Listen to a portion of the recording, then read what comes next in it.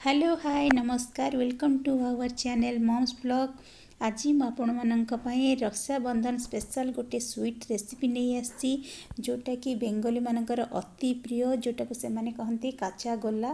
तेणु देखंतु ये रेसिपीटा केते सुंदर देखा जाउची। ताहले डेरी न करिकी आरंभ करदेबा। आज आमर रेसिपी काचा गोला जहाँ को आम ना देचु कंचा गोला। तेणु से छेना को नहीं देखु छेना को मु छिंडेकी ताको छाणिकी रखीदे। छेना देखु टिके भी पानी नहीं। गरम छेना आपण जितेबाला छेना छिंडेबे गरम छेना को आपण छाणीदेवे। छाणी सारा पर आपण ताकू 4-5 घंटा रखी ताहले से छेनार पूरा पानी छणारे छाणी देथिबे और से छेनार पानी टिके भी नथिबो पानी सब पळैथिबो। देखंतु मु छेना छाणीकी रखीथिली। छेनाटा मोर देखंतु पूरा सुखिला छेना अछि।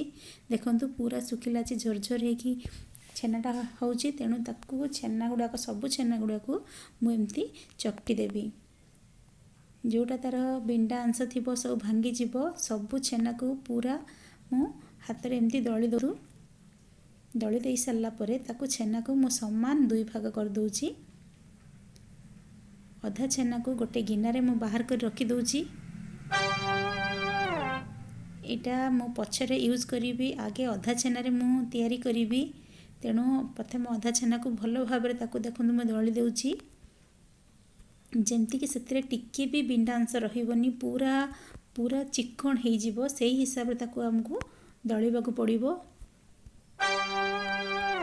कारण एटा को छणा जीवनी। देखंतु मोरती दल दूची। देखंतु एटा मोर हे गलानी प्राय प्राय हे गलानी। एटा चकटिबाकू टिके टाइम लागिबो। एबे मोर छेनाटा रेडी हे गलानी। एबे देखंतु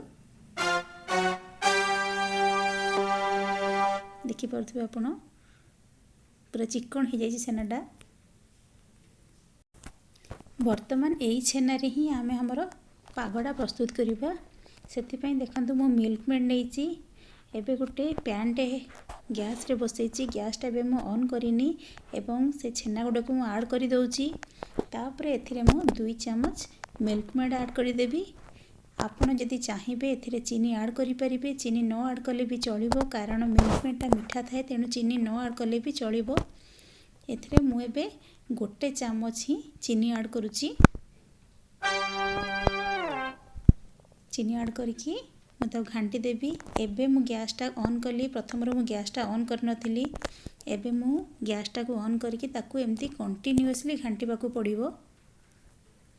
टिके समय पर देखिबे सेटा मेल्ट हेई बसिबो।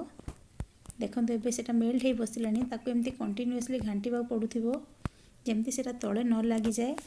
तळे लागिले तार कलरटा चेंज हे जिवो। जेहेतु एटा में काचा गोला करछ सेटा जदी व्हाइट रहिले ही तारटा भल देखा जिवो आ भल भी लागिवो।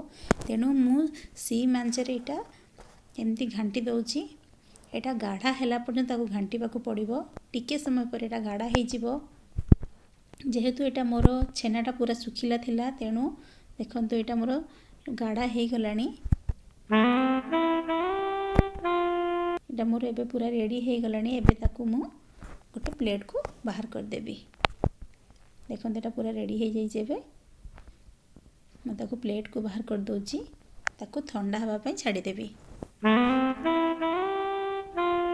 एबे मु अमूल नउची। देखंतु एटा छोटो चामच रे 4-5 चम्मच मु अमूल नेची एवं जो छेना गुडी को आगुरो रखी देथिले गिनारे बाहर करिकी एबे सेही छेना गुडी को आउ भलो भाबरे मु दळी देबी।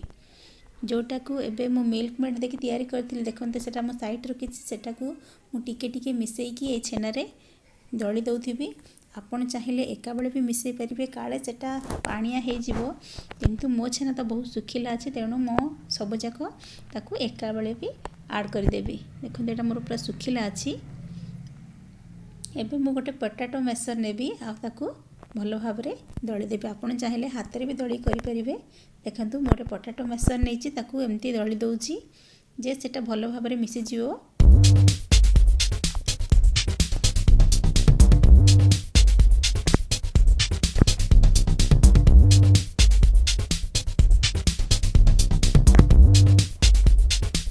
जेते सेटा पेस्ट रहिबो से गोलटा सेतिकी भलो हबो। तेणु आपण जेते चेष्टा करेंगे छेना गुड़ को भल भाव में मिसाइवाई चेष्टा करेंगे।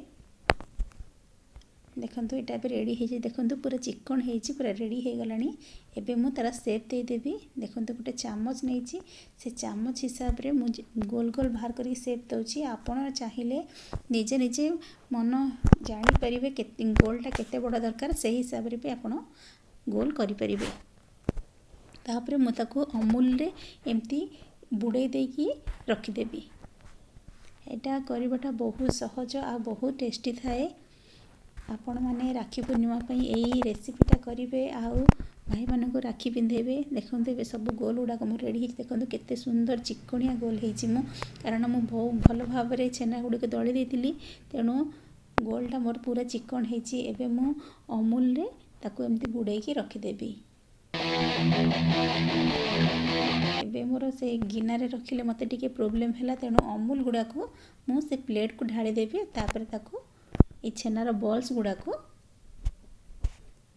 देखो ये प्लेट ढालीदेली आ छेनार बॉल्स को एमती गुड़े रखिदेवी। ए मोर सब जगह छेनार बॉल्स को एमती अमूल गुड़े रखिदेवी। देखु मोर रेडी हो गला छेना गला पूरा रेडी हो गला। देखु बहुत इजी। एबे तापर मु पिस्ता को टिके पिस्ता बादाम को टिके छोट छोट करिकी काटिकी तारी ऊपर देदेवी डेकोरेशन पाई देदेवी। देखो ये हिसाब से छोट छोट कर काटी देछि पिस्ता बादाम को। एवं तापर मु केसर टिके टिके देदेवी।